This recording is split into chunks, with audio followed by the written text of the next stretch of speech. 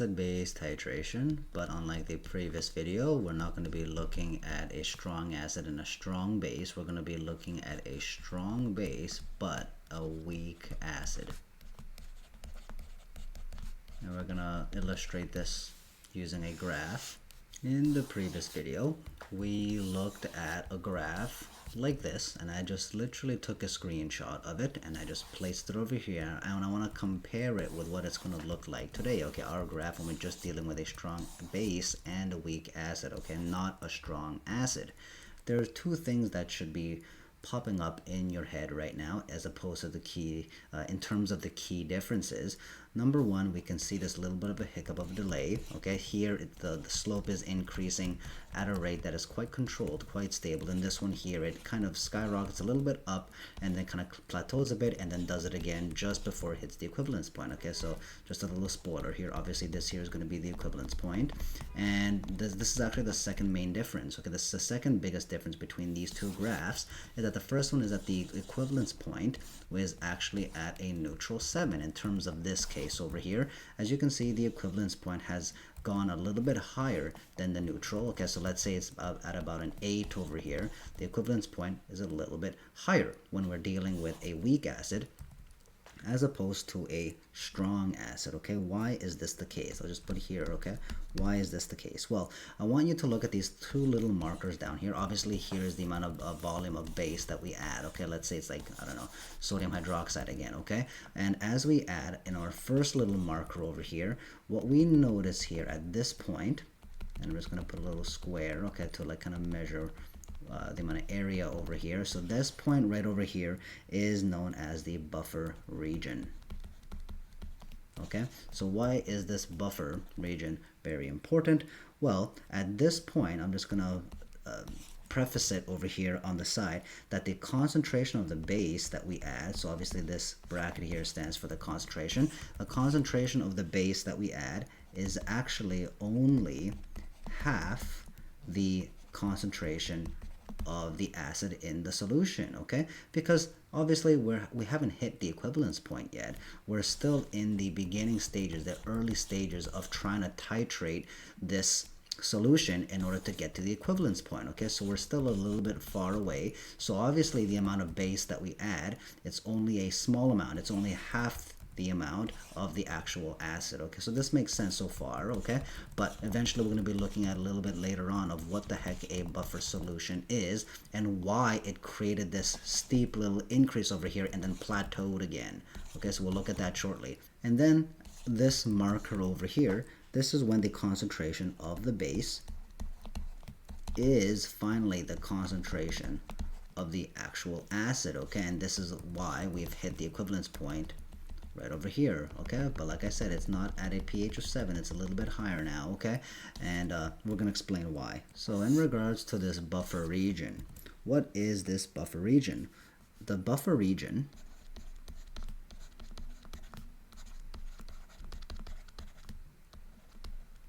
okay, it's the equal amounts of the acid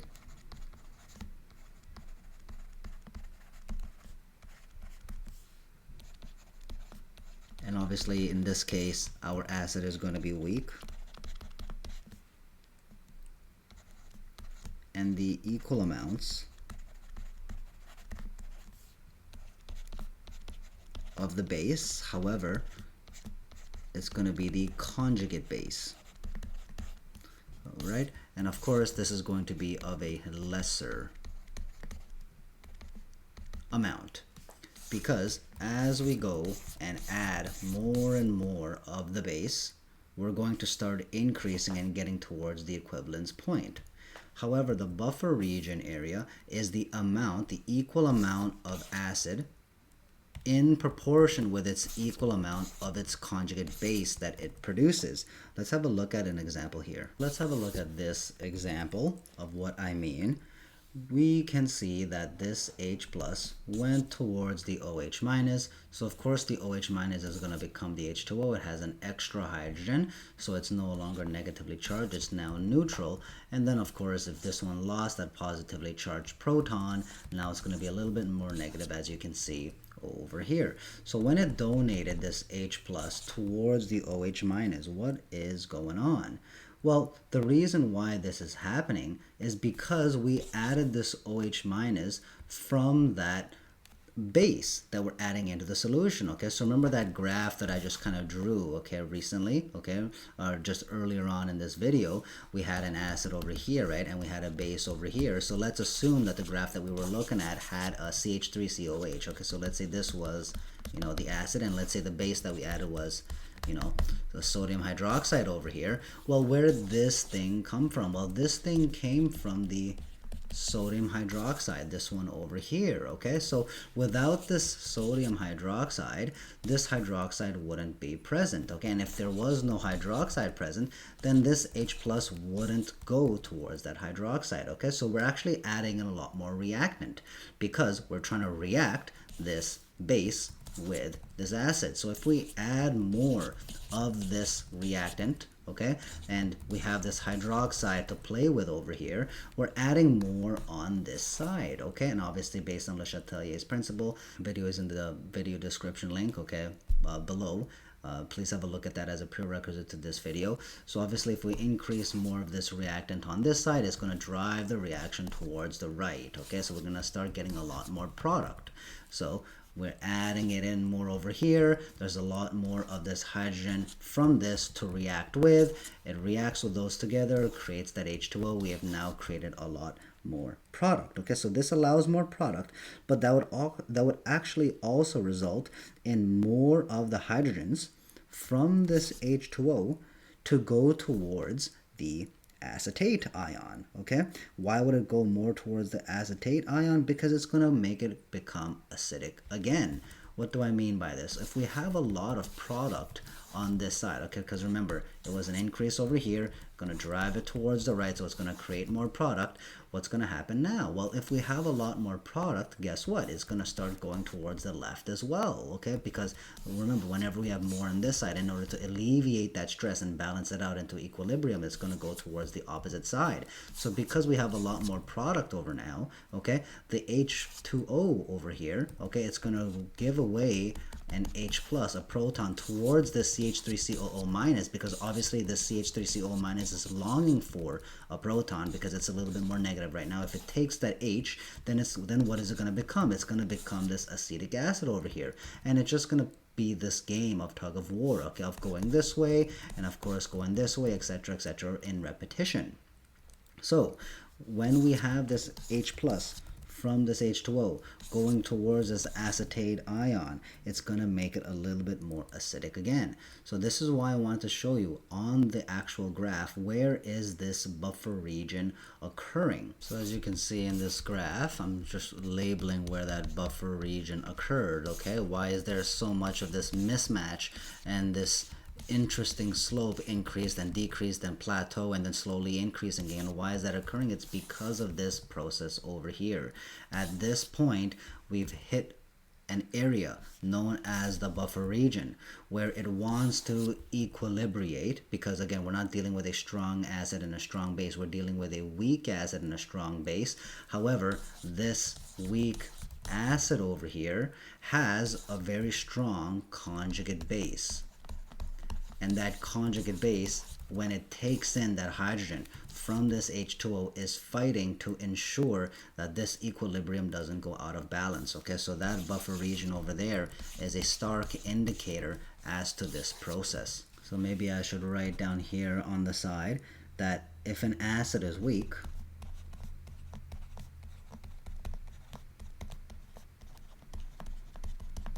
its conjugate base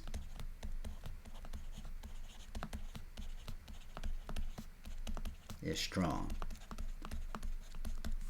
And now to finalize, the more we add this base over here, okay, so I know we've kind of stopped over here to have a focused look at it, but if we continue to go towards the right and keep adding more of this NaOH and releasing more of these hydroxides to react with this acetic acid, what's going to happen? Eventually, obviously, the H plus, okay, the hydronium, it's going to decrease, right? Because we're adding in more and more hydroxide. So the concentration of the hydronium is going to decrease. What's this going to mean for the pH? The pH will obviously have to heighten. As we can see over here, the 7, okay, is not going to be the equivalence point anymore when we deal with this. It has increased to maybe about an 8, okay? So maybe about an 8 over here, okay? So it's heightened, it's increased, okay, in terms of the equivalence point. The pH used to be at 7, but now it's a pH of, let's say, 8. It's a little bit higher now. Let's have a look at this question over here. We have hydrogen cyanide, right? So we're going to be putting hydrogen cyanide on the left side, and then we're going to have potassium hydroxide on the right side. Why am I doing this? We always want to be separating the acids and the bases. So we also know that they gave us in the question the actual acid dissociation constant. So of course this is going to be important at some stage. So I'm just going to be putting the Ka on the side over here, 6.2 times 10 to the negative 10. Now let's put in our values, okay? So we're going to deal with first our hydrogen cyanide. Its volume is what? The volume, we're just going to convert it into the liters, okay, because we always want to be dealing with moles per liter, so eventually we have to be dealing with liters anyway. So in terms of the liters here, it will just be 0.05, right? So let's put 0.05 over here. And then in terms of the concentration, what do we have? Well, the concentration is going to be 0.100, okay? So in order to just simplify it, we can just put a 0.1, okay, and this is going to be in moles per liter. And it's going to be pretty obvious to advocate what the amount of moles is going to be. Well, you just do your C is equal to N over V formula, right, in order to find your N value. Okay, what do you end up getting for your N? For your N, you end up getting a value of 5 times 10 to the negative 3.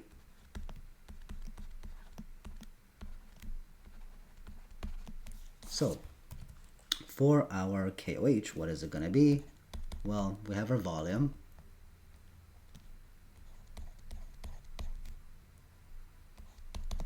Of 0.008. For our concentration, what do we have? We have 0.1.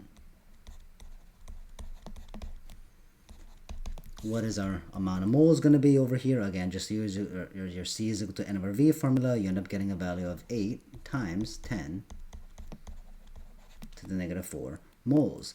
Now, what are we going to be doing next? Well, right now, in the previous video, we just got a difference between these two, subtracted it, and then put these, okay? So whatever value we got after the difference, okay, whatever that value is going to be, we just divided it by 2 volumes, okay? This volume over here and this volume over here of 0.05 plus 0.008 liters, okay? And that's how you get your little concentration. You put that concentration into your little pH formula, and then you end up getting your pH, okay? However, it's not going to be this simple when we deal with titration of a strong base and a weak acid. Unfortunately, it's going to be a little bit more complicated, okay? So how are we going to do this? First, we need to look at HCN and KOH into an ice table. So I'm just going to be drawing the little ice table up here.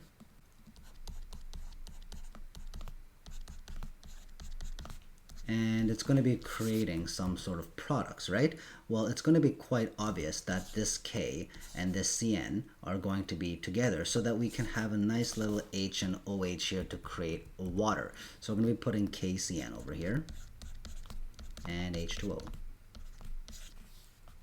Okay, so now that I've created my little ice table over here, I'm going to add in my reactants. Okay, so we have our reactant over here of 5 times 10 to the negative 3. Okay, and all of this is just going to be in moles. Okay, we're not going to be dealing in moles per liter yet. We're not ready to do it in concentrations. We're just going to be doing it in moles right now. Just bear with me. So we have this 5 times 10 to the negative 3 of the HCN and 8 times 10 to the negative 4, okay, moles of the KOH. Well, remember H2O, these are all null, and for our KCN over here, we don't have any right now, so it's just going to be 0, okay, because we haven't reacted yet, so obviously we have no product. And then, of course, in terms of our change, we're not going to have our 5 times 10 to the negative 3 anymore, so I'll just put negative 8, okay, it's going to be negative 8 times 10 to the negative 4, okay, because obviously it's this one is going to be used up, okay. We're titrating the HCN with this KOH, okay. So if you want to think about it this way, we have our HCN, okay, and then we have here our KOH. We're trying to titrate this one, okay, so we're adding in the KOH. We're going to slowly add more and more of this. So if that's the case, obviously this is going to be, in our case, it's going to be a smaller amount. So we're just going to slowly add this in over to the HCN, okay? So hence why this is the one that is being consumed, okay? Because we have more of this. So the same thing is going to happen here. This is also going to be a negative 8 times 10 to the negative 4. And then, of course, whatever got completely used up from the KOH is going to also be increased on this side, because again, this is the one that is being consumed, okay? This is not the one that's being consumed, because right now this here isn't leftover amounts. This is a larger amount, but what is actually being reacted and used up, what is changing, okay? Obviously it's going to be the negative 8 times 10 to the negative 4 from the base itself, okay? So what are we going to do from now on? Well, obviously these are just going to sum up for our equilibrium value over here. So this is going to become 0. This one is going to be a value of 4.2 times 10 to the negative 3. Okay, so 4.2 times 10 to the negative 3. And then over here, it's just going to obviously sum up with this 0 and that 8 times 10 to the negative 4. So nothing really changes over there. So we'll just keep that written as 8 times 10 to the negative 4. Now, what are we going to do? Well, we have this for HCN, and we have this for our actual CN minus. What do I mean by this? Because prior to our next ice table that we're going to be doing, we have to figure out what the concentration is going to be. Well, it's quite obvious that our concentration for our HCN is pretty clear cut. Okay, we have our HCN, we're going to keep it with our HCN value over here in terms of our moles. All you're going to need to do is then divide this. Okay, you divide this by obviously a volume in order to get your concentration, right? C is equal to N over V, right? So concentration is equal to N, this is our N, over our V. What is going to be our volume? Well, you have to just add them together. You have to add this volume and this volume. So what is that? It's just 0.05 plus your 0.008 liters. Okay, and obviously this here is going to be in moles. I've already written that over here though, right? Okay, so this is in moles, this is over liter. So in terms of our concentration for HCN, what do you end up getting? You end up getting a value of 0.0724. 0.0724. Okay, and obviously this is all moles per liter. So we've done it for acid, but it gets a little bit more complicated for our base. Okay, obviously our base here has been zeroed out. Okay, so obviously we can't be doing it for this one. We got to be doing it for this one. Okay, so this here is going to be for our base. What is the concentration going to be? Well, of course, we still have our amount of moles over here, so we'll just copy it down as written. Okay, so 8 times 10 to the negative 4 moles. And then, of course, we have to divide it by a volume. Again, this is swimming around in that same solution beaker over here, okay, after it got added in. So it's going to be the same amount of volume as written here. So it's going to be 0.05 plus 0.008 liters, okay? So what you end up getting when you divide them to, you get 0.01379 moles per liter. Okay, so this is the concentration of the conjugate base. Okay, and this here is obviously going to be our acid.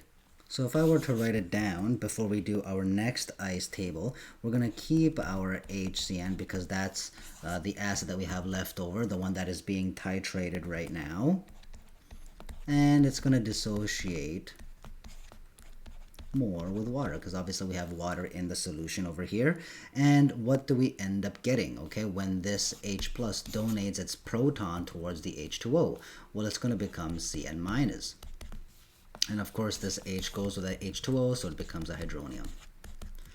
All right, so again, this here is our acid, this here is our base. So remember what happens when an H plus, a proton, gets removed. What is left over from that acid is, what is it called? It's now called a conjugate base. Okay, so this here is now our conjugate base, this here is now our conjugate acid. Okay, so this is our Cn minus. Okay, so this concentration that we see over here is going to be associated with the Cn minus. Okay, now there is going to be another formula that we could also use, okay, because it's going to be pretty much when this Cn minus over here is going to react with water as well, and it's going to create what? This H plus is going to want to go to this negatively charged ion so it can become neutral and stable again. So it'll become what? HCN. And then what's going to happen to this H2O? Well, it loses that hydrogen, so now there's only one hydrogen left, so it just becomes an OH minus.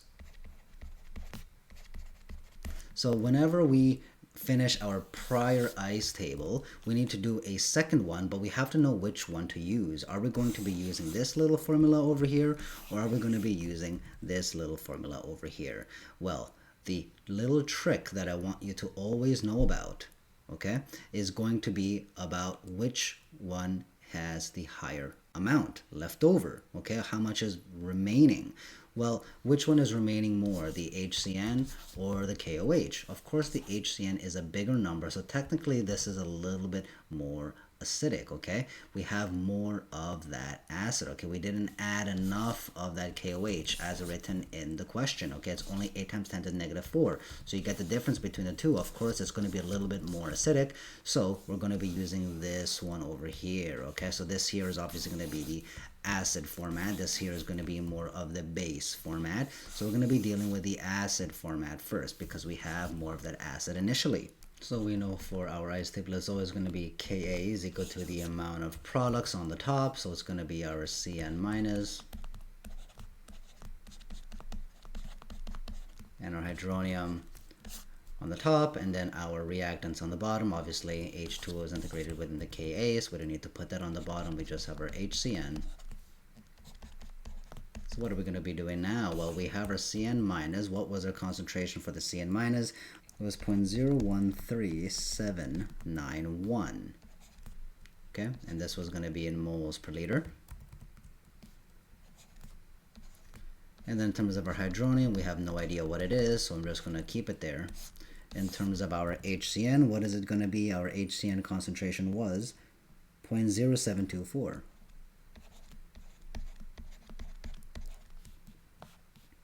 Now all we're going to do is substitute our Ka with the actual Ka value in the question. It was 6.2 times 10 to the negative 10.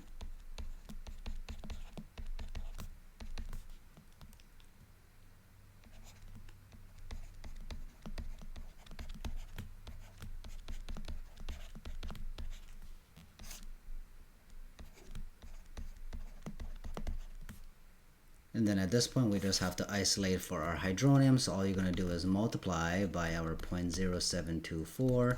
You do it on the right side. You got to do it on the left side as well.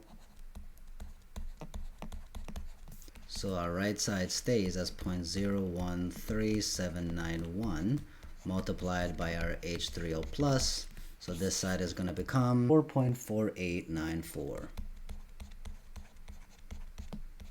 And this is going to be times 10 to the negative 11. And then from there, we just have to isolate further, divide this. So this cancels out. You do it on the right side, you do it on the left side. So what ends up becoming our hydronium ion concentration, you end up getting 3.2548 times 10 to the negative 11. Now, we don't have our pH yet, so we only have our concentration of our hydrogen or hydronium. So we're just going to quickly use our pH equals a negative log of that concentration formula. And we should be able to get the answer pretty easily now. So we're just going to input this value in here.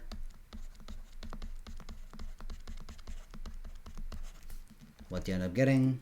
You end up getting a value of 8.487. This here is your answer. Now it's asking for the pH of the titration above at the equivalence point, okay? So the previous one that we just did was as soon as it was added. But remember, the amount of moles were different, okay? This amount of moles and this amount of moles was different. So it didn't hit the equivalence point. When it hits the equivalence point, it means that this number here needs to be the same as this. So we actually have to change now, and in our ice table, make a little bit of an adjustment where this 8 times 10 to the negative 4 is gone. It's omitted with an actual 5 times 10 to the negative 3, which means we have to start adding in more of this KOH in order to hit that equivalence point. So it has to change from this in order to another 5 times 10 to the negative 3 moles. So let's have a look at that. So we've created our little ice table here with our equation again, but then we're gonna again use HCN, keep it the same as 5 times 10 to the negative 3 moles, and this KOH here has to also be 5 times 10 to the negative 3 moles. Of course, these are all null, and for our casein we have nothing there. Obviously they got to react first in order to create a new product, so it's going to stay as 0, and then all of these are just going to be summed, okay? And then of course all of these are just going to be used up, okay? So they're going to use up and fully react with one another. So we have negative 5 times 10 to the negative 3. This one as well, negative 5 times 10 to the negative 3. So then of course we have a product of just 5 times 10 to the negative 3, okay? So obviously these sum up to 0. Oops, sorry, 0. These sum up to 0. And then of course this just comes down to 5 times 10 to the negative 3. Again, all of these, remember, sorry, as a disclaimer, all of these are going to be in moles, okay? Remember, we always want to put it in moles first in order to see if we need to find the equivalence point. If we have to find the equivalence point like we're doing now, we're just going to change it up so that both of these moles end up becoming the same into our process. Now we have our KCN of 5 times 10 to the negative 3. What are we going to be doing next? Well, we now have to figure out how we're going to be doing our second ice table, okay? And remember, there are two different methods, whether we use a acid route or whether we use a base route in order to do that second ice table. So the first ice table that we're going to be doing, again, we're always focusing just on the one that is being titrated, which is going to be our HCN. Our HCN is the acid that is being titrated. So we're going to be always using HCN. Okay, so this is going to be our first possible method. Okay, so we have our HCN over here. And of course, it's going to be dissociating with the water. And this H plus gets donated over here. So of course, this one becomes a CN minus now. And then this H2O gets that hydrogen, so it becomes an H3O plus. Okay, so this is our first route that we can go, or we can take it towards a base route. It's conjugate base route of CN minus, when that CN minus continues to react with the water, and then of course it's going to become an acceptor of that proton because it's negatively charged. It wants to be neutral now, so it becomes a HCN here, and then of course this one loses that proton, so it becomes an OH minus. Okay, so which route are we going to take? Okay, because when we did this question up here, we took the first route, the acid route, because we had a lot more acid. Okay, it was a 5 times 10 to the negative 3. The KOH was a smaller number, right? I think it was like what is it? It was 8 times 10 to the negative 4, right? In this case, they are the same. So I want you to always remember that when we deal with an equivalence point kind of question, we should always use the second formula over here, okay? So again, equivalence point questions, you should use this one. Okay, so you should use this second formula over here. So let's put it all together and see what we can get. Well, we're going to be putting this into an ice table, so I'll just put ICE over here, and this CN minus over here. What are we going to be putting for our initial value? Well, we initially had 5 times 10 to the negative 3, okay, as written in our previous ice table, right? This HCN lost that proton, okay? So of course, what's left over, okay, we have a CN now that is a little bit less positive, so it's going to be negative, okay? So technically this KCN here is also representative of the CN minus, okay? But this 5 times 10 to the negative 3 is only in moles. So if this one is only in moles right now, we have to get a concentration, okay? Because we only do moles at their first ice table to see if we need it at equivalence point or not, okay? If they are at equivalence point or not. In this case, our second ice table, we've established that it's at equivalence point, okay, and we've done what we needed to do over here. So now we got to do our second step over here, okay? And we always want to be doing it in concentration, okay? So of course this chart here is going to be in moles per liter, so we have to change this into moles per liter, and then we can add it over here, okay? So this one again is in moles. How about our volume, okay, in the denominator in order to finish off our concentration formula? Well, for our volume, we have to add in the two different volumes, okay? What are the two different volumes that we have? It's going to be this one over here, right, our 0.05 liters, okay? Is it going to be this one, our 0.008? Okay, are we going to put that one over here? It's actually not. We actually have to put another 0.05 liters, okay? This here we cannot use as 0.008. Why is this the case? Because this one over here, our KOH, had an amount of moles of 5 times 10 to the negative 3, and its concentration, remember, we can't change its concentration. We're just adding more and more of this KOH, right? We can't change concentration in the middle of this chemistry experiment. It's always going to stay as 0.1 moles per liter. But what can you change? You could absolutely change the amount of volume, okay? You can just stop adding in more or continue to add in more. Obviously, our concentration, it's within our beaker. It's in over here, okay? We can't change it in the middle of the experiment. That doesn't make sense, but we can absolutely control how much of it goes in to our CN, okay? So obviously, if we have these two values and we know what they are, obviously this here is going to be our unknown value. It obviously can't stay at 0.008. That doesn't make sense. But of course has to be 0.05, okay? So you can do your little C is equal to N over V formula, okay? Cross multiply here so that you end up getting V is equal to N over C. You can easily do this calculation over here and you can find our volume. It's going to become 0.05 as well. So we got to be using this one and putting it up in here. So now our concentration, when we get this and you divide it by this sum, what do you end up getting for our concentration? Getting 0.05. Okay, so this is now 0.05 moles per liter. So now that we have this 0.05 moles per liter, we got to start adding it now into our final concentrations. Okay, so our initial concentration in our final ice table is going to be 0.05. Okay, and again, all of this is in moles per liter. As a disclaimer, this is going to be null. In terms of our products, our HCN and our OH minus, of course, we haven't made them yet, okay? But this is not going to really react with anything, okay? It's just with this water right now, so we can't really do much right now. So this, the only thing that we can do is know that this got used up.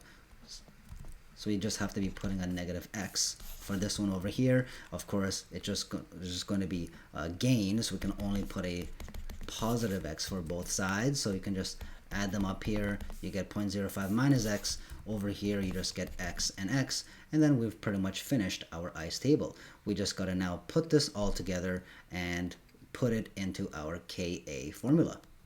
So we can do our Ka is equal to our products over our reactants, okay, our x squared over our 0.05 minus X. The problem though is we chose a formula that is revolving around a base, okay?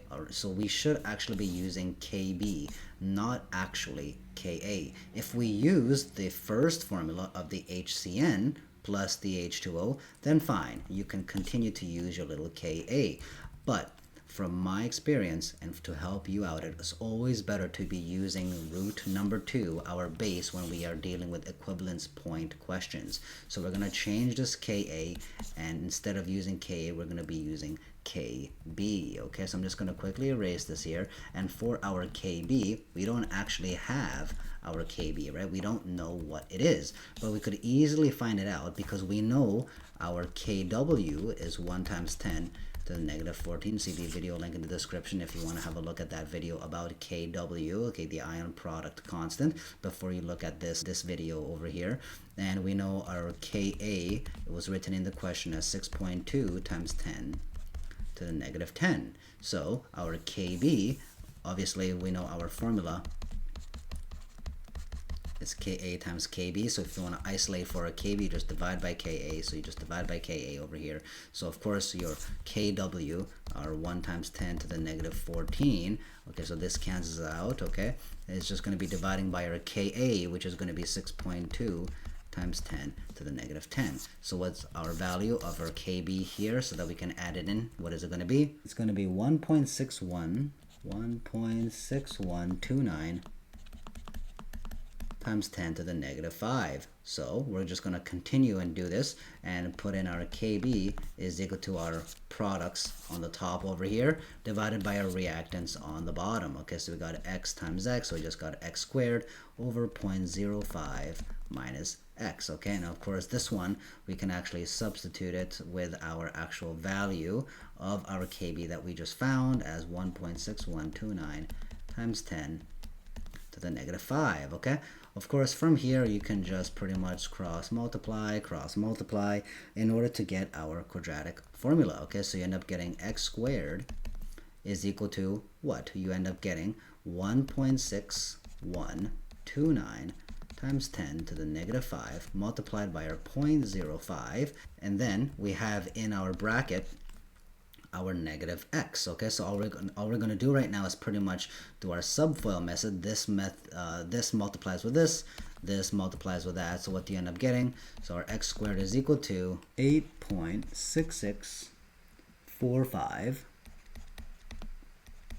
times 10 to the negative 7 subtracted by negative 1.6129 times 10 to the negative 5 x. Now we're just going to be putting them all on one side, so we get x squared plus 1.6129 times 10 to the negative 5x subtracts with our 8.6645x, sorry, 6645 times 10 to the negative 7. This all equals our 0. So we can do our little a quadratic formula over here. So x is equal to minus b, so this is going to be our minus b.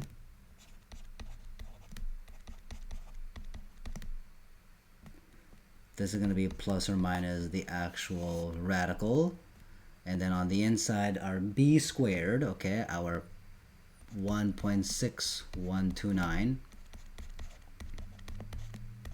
okay, is going to be a squared minus 4 times 1, okay, this is obviously 1 over here, for 1a c, which is going to be negative 8.6645 times 10 to the negative 7. And this is of course all going to be over 2a.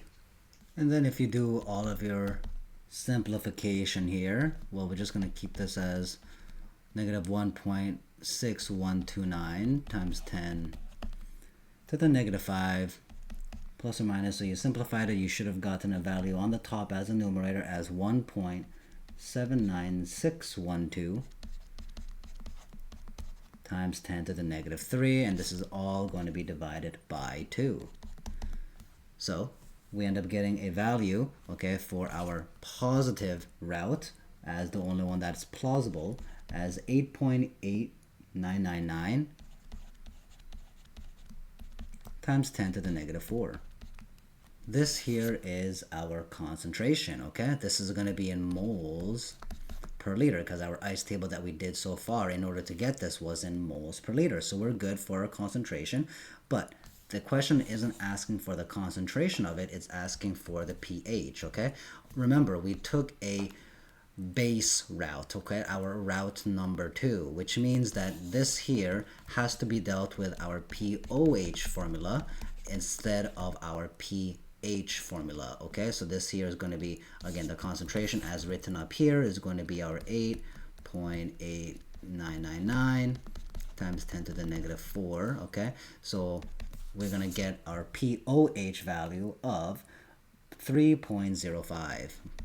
But remember, the question is asking for the pH, so of course we know that our pH formula could just be our 14 minus our POH, because obviously you should already know that 14 is equal to pH plus POH. So in order to isolate just for my pH, you just do our 14, okay, minus your pOH in order to get your pH value. So you get 14 minus your 3.05.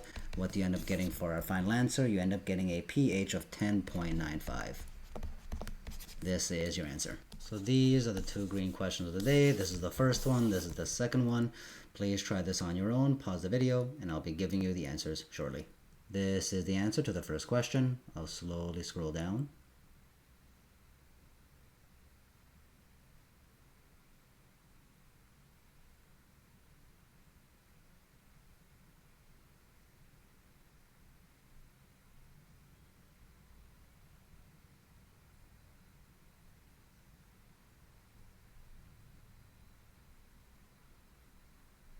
And this is the answer to the second question.